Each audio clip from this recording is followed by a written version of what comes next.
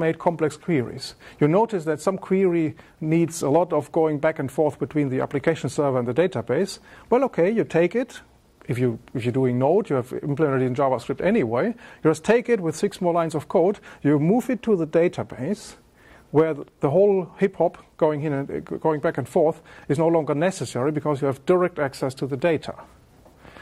And you have complex authorizations, record-level authorizations.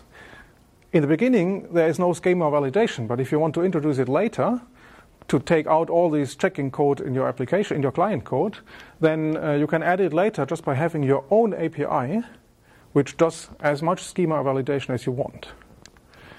You can implement push feeds and so on, whatever you want, because it's just JavaScript running on the server. Okay.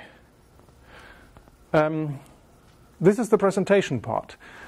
I'm happy to take any questions now, but I have prepared a few things I just want to show you, because seeing it all in action and seeing how you put together an application with Node, with ArangoDB, is probably the most interesting thing. So let me take 1 or 2 questions before we move on to the other part. Yes? How do you work with the ever-changing V8 interface? Does it give you a lot of headache? Short answer, yes.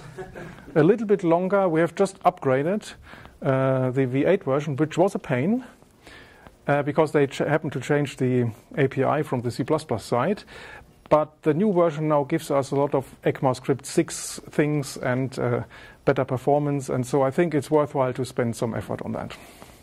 Yes? So is it across the multiple models, like graph versus document, there's a single query language that's unified? So you're like decomposing, I'm guessing?